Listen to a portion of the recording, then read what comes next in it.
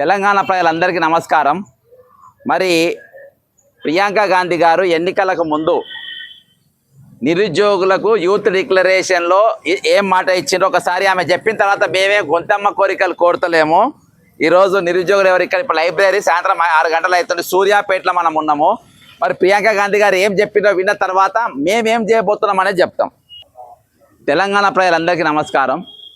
ఈరోజు కాంగ్రెస్ పార్టీ అధికారంలో రానికి మరి విద్యార్థులను నిరుద్యోగులను మరి కాంగ్రెస్ పార్టీ గత ప్రభుత్వం మీకు మోసం చేసింది, ఇస్తాన ఇంటికో ఉద్యోగం ఇవ్వలేదు అని చెప్పి విద్యార్థులందరికీ నిరుద్యోగులకు బస్సులు ఇచ్చి ఊరూరు తిప్పి ఓట్లు వేసుకున్నారు. మనం అందరం చూసినాం. యూత్ డిక్లరేషన్లో ఆ రోజు ప్రియాంక గాంధీ గారు ఏఐసిసి ప్రధాన కార్యదర్శి గారు యూత్ డిక్లరేషన్లో చెప్పింది ఏంటంటే సంవత్సరం లోపు 2 లక్షల పోస్టులు సంవత్సరం లోపు నింపుతామన్నారు. నంబర్ 1. రెండవది 4,000 రూపాయలు ప్రతి నెల నిరుద్యోగ భృతి ఇస్తామన్నారు. ఈరోజు తెలంగాణలో దాదాపు 40 లక్షల మంది నిరుద్యోగులు ఉన్నారు. మరి ఈరోజు వాళ్ళకి ఇవ్వవలసిన పైసలు వాళ్ళకి ఇవ్వలేదు.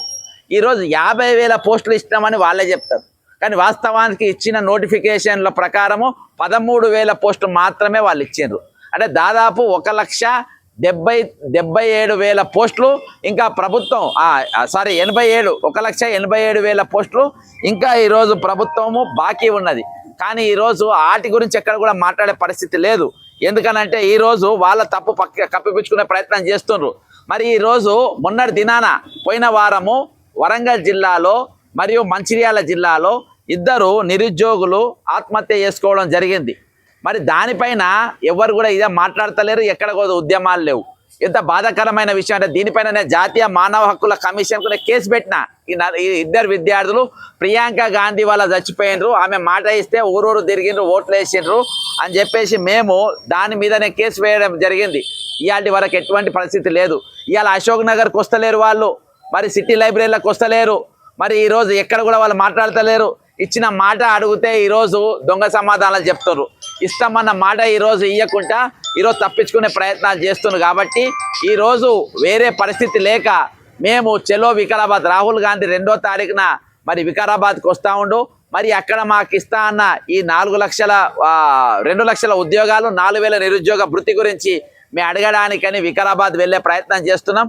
ఖచ్చితంగా ఈరోజు దాని యొక్క పోస్టర్ను సూర్యాపేట లైబ్రరీలో నిరుద్యోగులు ఎవరైతే group 1, group 2, group 4, group 3, group 4 కోసం ప్రిపేర్ అవుతుండ్రో, అదేవిధంగా కాంపిటేటివ్ ఎగ్జామ్స్ కోసం ప్రిపేర్ అవుతుండ్రో ఈరోజు వాళ్ళు ఎన్నో ఆశలతోని ఇది పెట్టుకున్నారు, ఈరోజు ప్రిపేర్ అవుతూ ఉన్నారు.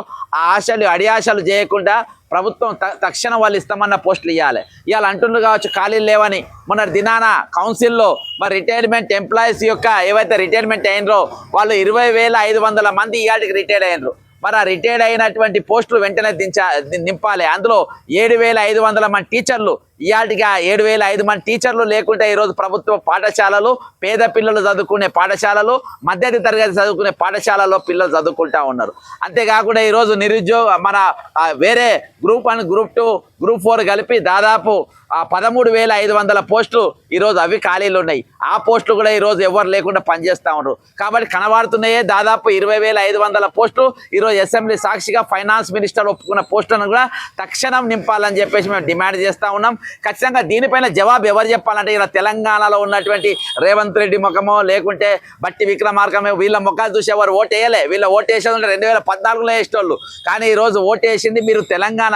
అదే సోనియా గాంధీ గారు తెలంగాణ ఇచ్చిండ్రు, వాళ్ళ బిడ్డలు వచ్చి మనం మాట ఇచ్చిండ్రు, యూత్ డిక్లరేషన్ చేసిండ్రు. కాబట్టి ఈరోజు వాళ్ళని నమ్మి మేము ఈరోజు తెలంగాణ ఇచ్చిండ్రు కాబట్టి వాళ్ళని చూసి మేము ఓట్లు వేసినాం అని చెప్పి ఈరోజు తెలంగాణ బిడ్డలు కానీ తెలంగాణ నిరుద్యోగులు కానీ ఈరోజు వాళ్ళు మాట్లాడుతున్న పరిస్థితి.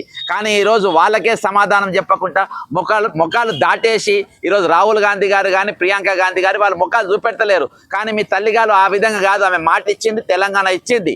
కాబట్టి ఈరోజు మీరు మాట ఇచ్చిండ్రు, మాట తప్పిండ్రు, కనబడతలేరు. కాబట్టి మీరు మా దగ్గరికి వస్తలేరు. కాబట్టి మీరు ఇచ్చిన మాట పైన మీరు నిలబెడతలేరు. కాబట్టి ఈరోజు మాకిచ్చిన మాట పైన మీరు మాకిచ్చిన మాటను మేమే తీసుకునే ప్రయత్నంలో మీరు మిమ్మల్ని అడిగించే ప్రయత్నంలో మిమ్మల్ని అడిగి మాకు ఇచ్చిన మాటను మరొకసారి గుర్తు చేసే ప్రయత్నంలో రేపు మార్చి 2వ తారీఖు వికారాబాద్కు రాహుల్ గాంధీ గారు వస్తున్నారు కాబట్టి చలో వికారాబాద్ అనే కార్యక్రమం యొక్క పోస్టర్ను మరి సూర్యాపేట లైబ్రరీ నుండి మేము ఇక్కడ ప్రారంభిస్తున్నాం. సూర్యాపేట పోరాటాల ఉద్యమాల గడ్డ ఇక్కడ కాబట్టి ఇక్కడికి వెళ్ళి అనేకమైన ఉద్యమాలు ప్రారంభమైనాయి. ఏ ఉద్యమం మొదలైనా కానీ ఎక్కడ కూడా ఆగలేదు. ఇదే నిరుద్యోగ భృతి కోసం కానీ ఖాళీల భర్తీ కోసం కానీ టెట్ నార్మలైజేషన్ కోసం కానీ డిఎస్సి పోస్టుల నింపుదల కోసం కానీ ఈరోజు social welfare lecturer junior lecturer నింపుదల కోసం కానీ ఈరోజు నేను దాదాపు గత సంవత్సరం 12 రోజులు నిరాహార దీక్ష చేసి దాదాపు సావు దాకా పోయేసి వచ్చినాం.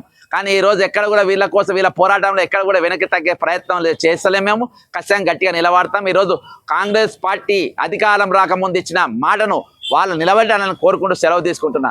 జై తెలంగాణ అమరవీరులకు జోహార్.